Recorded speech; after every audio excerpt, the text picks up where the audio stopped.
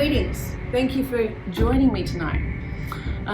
Normally I don't sit in the dark to do videos. Well, that's not true. Sometimes I do, don't I? But tonight I was shooting a video for the spellcasting series and there's a gigantic blackout. And I thought, okay, why don't I take this time to actually answer some of your questions and do an Ask Savannah Q&A type of recording. Take advantage of all the darkness. But I suppose us witches and occultists, are we ever really in the dark? Most of us are used to the darkness anyways and feel quite comfortable in the shadows. And for the rest of us, we have a bunch of candles. So yes, it's kind of romantic, isn't it? So normally I tell you some news and stuff that's going on around our neck of the woods, and it's really the same from the previous month. All of us have been really busy working on our little projects and focusing in on the areas that we're super passionate about. So that's always really important with my group, that nobody just takes complete control, that everyone has an opportunity to grow and develop and change, because change is okay. And try something different. You don't have to do it the way I do it, and I don't have to do it the way someone else does it. And we are all still okay, and nobody's right and wrong, and all of that type of stuff. So that's kind of the vibe that we've been really pushing forward and reiterating this month. And I suppose I'll tell you why a little bit.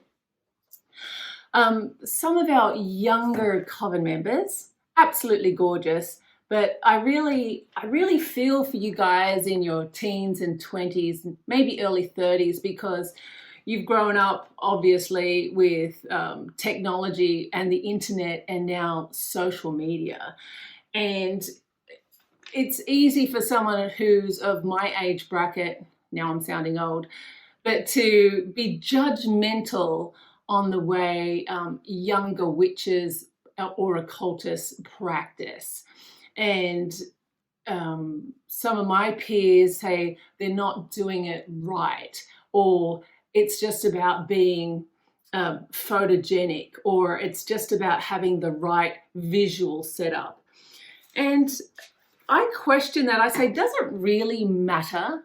Why does it really matter what someone else is doing, what another witch is doing? Why does everyone have to be so critical of everyone else? Like if a millennial is jumping up and down and summoning the goddess by doing cartwheels, why does that matter? Like, is that wrong? And by which book are we judging everyone on? Now, normally, I hate to say it out there, but Wicca, gratefully, Gerald Gardner, the father of the Wicca movement, kind of brought witchcraft out of the shadows and made it palatable to, at that time, Britain, England. And what it really did, it helped over the years people be more accepting of witchcraft. So all of these rules, all of these books, they are man-written, just like the Bible or the Quran or the Torah. All of these books are just man-made books with man-created rules to help people of that specific circumstance or time or region get on with it. It doesn't mean we have to stamp that that's the way we do it forever and ever. Amen. It's just not true. So I like to kind of practice what I preach. I work on that too.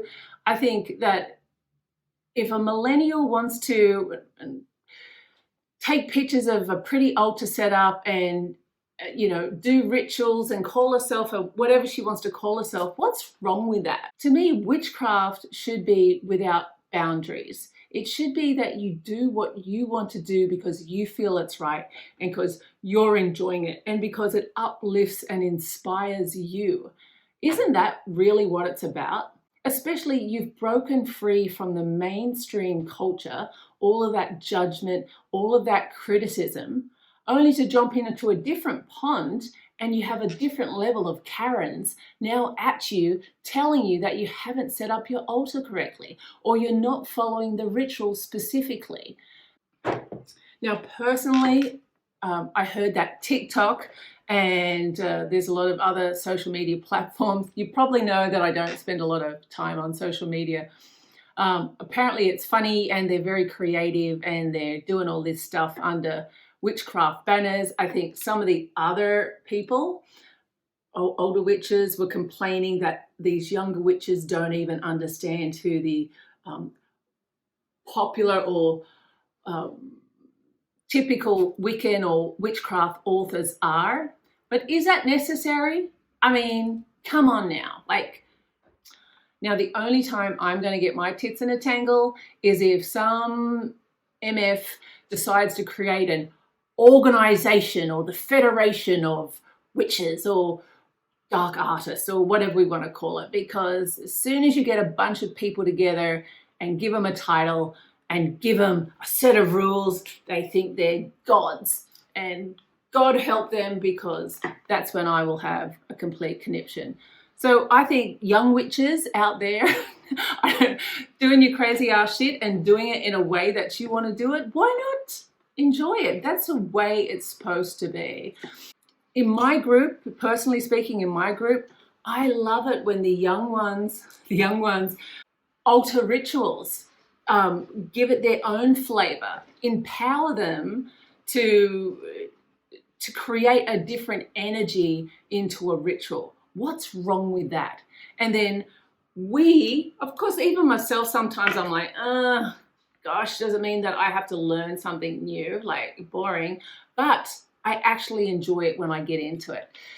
So I think that's what a lot of older or the Karens need to do, and just relax and let people be people and stop turning witchcraft into some organization, because I don't want to be organized. And I know I'm not alone in this idea, because I speak to other leaders of their groups and their covens, and I feel like most people who are open-minded and not too egocentric don't mind if other people modify and change and get creative with witchcraft, because I mean, it just brings out that childlike enthusiasm and creativity, and yeah, I dig it. I think it's awesome. But anyway, that's my 2 cents. Let's get into these questions. First question is from Mary. My boyfriend can't have sex with me at all. I was looking at your love attraction spell. We was at the beach this past weekend and he wanted sex with me but couldn't get hard at all. He takes Metaform 1000. Can you help me? Thanks in advance. So there's always the medical. You have to look at the medical and the psychological reasons behind a man's performance. Over the years, I've done a lot of experimenting when it comes to men and their virility, and our book of shadows, probably, 20 or 30 pages, documenting case after case after case, what we did and what was the outcome. Now, I'd say we'd have about a 90% success rate with the cases we've had, but it hasn't been one single spell. It's never been one and done type of spell. So normally this is done over a series of moon phases, typically about 3 months. And what's involved is a lot of cleansing, because we believe that the body is completely, once a man psychologically is blocked, so there's a psychological aspect, and of course the chakras begin to shut down, and then there's a whole negative vibe that's also going on around him. So you need to open all of them up and then work with him as well. He's taking the medication, which is really good. And I'm sure you're being really positive and encouraging as much as you can without being frustrated yourself. Then you can do a spell. But I like to do a spell, of course, working, for example, on a Friday, whether it's a hoodoo or witchcraft or chaos magic, whatever system you're doing, but making sure you're drawing in all the influences you can to charge the spell or the sigil or whatever you're doing. So you've got to do it with the right correspondences. I think that's very important for this type of work. You cast the spell, you allow this a full month, and then you recast it again, and then I would recast it again. So I would do that 3 times. The other thing he really needs, and I'm going to put my therapy hat on just for a second, is that he needs to stop masturbating.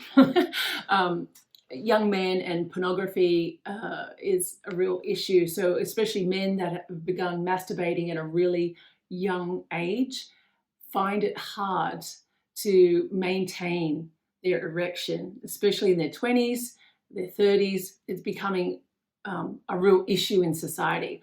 So I'm not being a prude, but they have to detox themselves from hardcore pornography. Now, they also have to reprogram their minds as to what intimacy looks like, what sex can look like, because there's a lot of performance anxiety after a man has had impotence for a long period of time. Do things that involve physical touch, but you don't have to do physical penetration, if you know what I mean. And try and keep the romance alive. So with all of that type of positive vibes going on, when you do cast a spell, we have found that there is more opportunity, more chances of that spell being successful. So try that. Otherwise, you might want to email us or become a monthly subscriber. I will say that to you. It's probably the most affordable way to go, but you do need to hit it a couple of times. Not probably need to hit it, but hit the monthly subscription. You know what I mean. Anissa asks, what age should I be if I want to start doing witchcraft? Oh, so she doesn't say her age.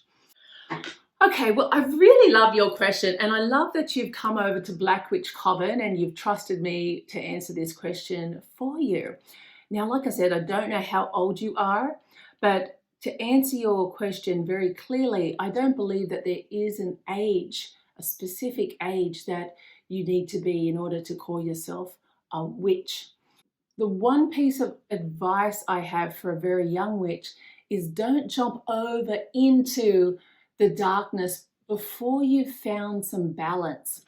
Look, I have no issues calling myself a dark witch or black witch or whatever people like to term me. To me, my name is Savannah and I practice witchcraft, and all the other labels, are just labels. But what's most important is that you have balance.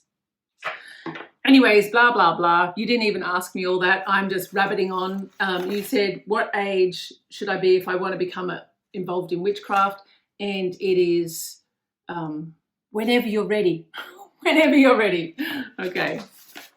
So John asks, with so many thousands converting to witchcraft, should we be involved in smaller covens?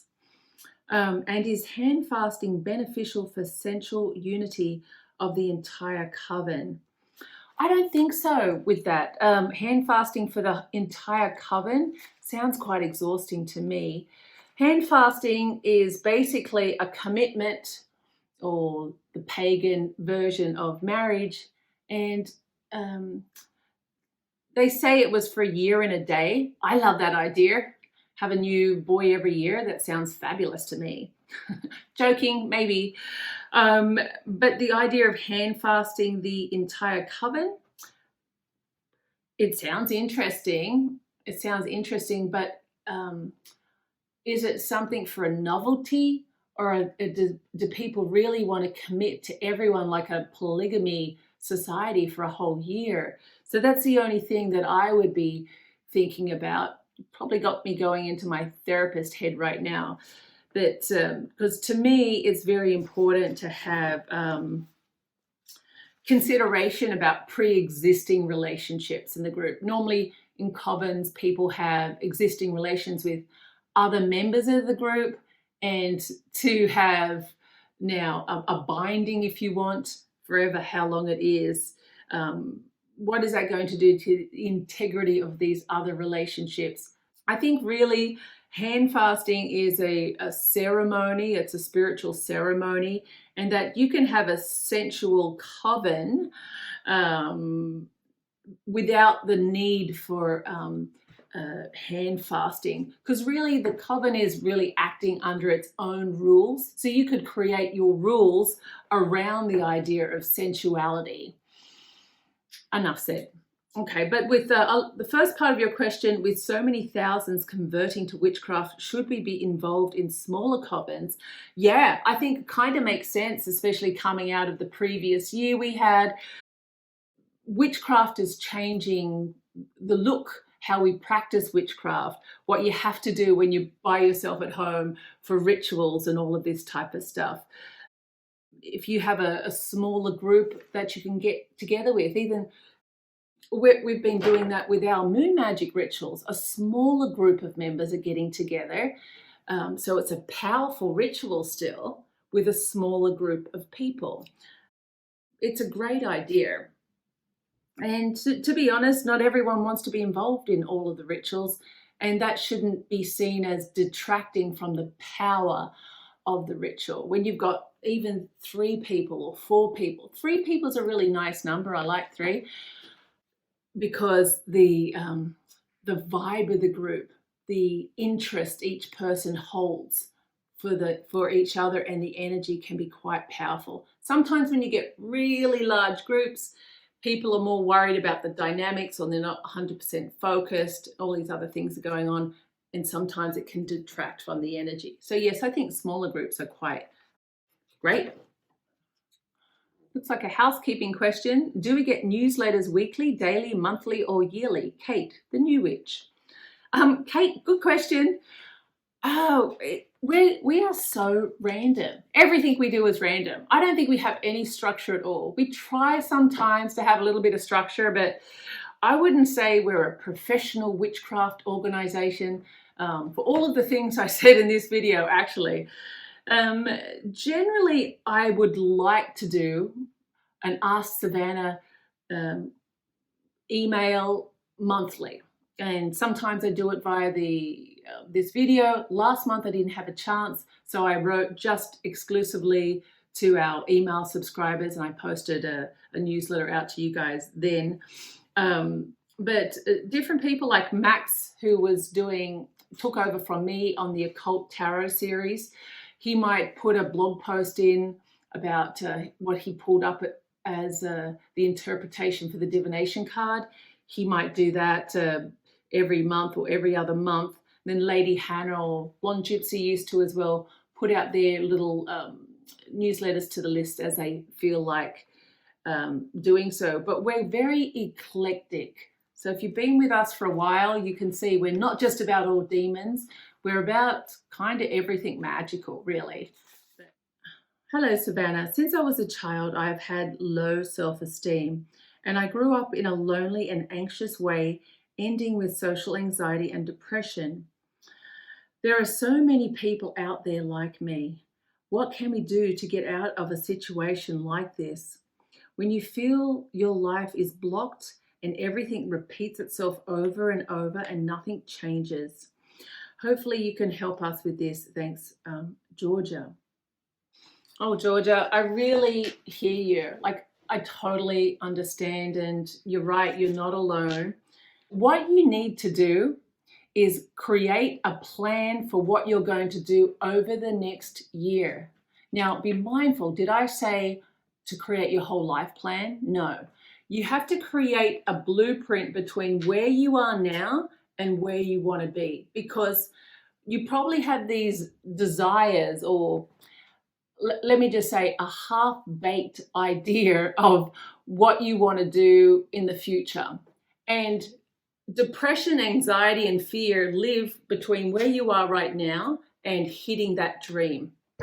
It's so exhausting. So why start on the journey? You'll just stay here. So the idea is that you create this plan for here. right here, not for here, just for here, because you want to take a step forward.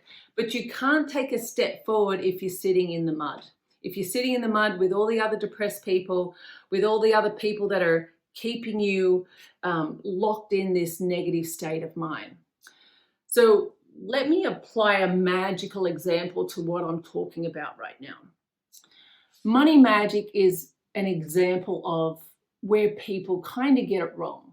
So I have shown in the spell series, I think the first money type of spell I did was just with a green figure candle. Very simple folk magic, candle magic type of situation, just to start attracting money towards you.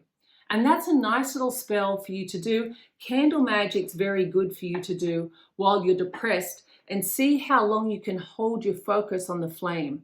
How before all of those thoughts come running in and sidetrack you, telling you that this is hopeless, this is stupid, all of those type of thoughts. But money magic, strategic money magic, or strategic sorcery, which I'll be talking about in the spell series, is when you create a plan and you work that plan over the year.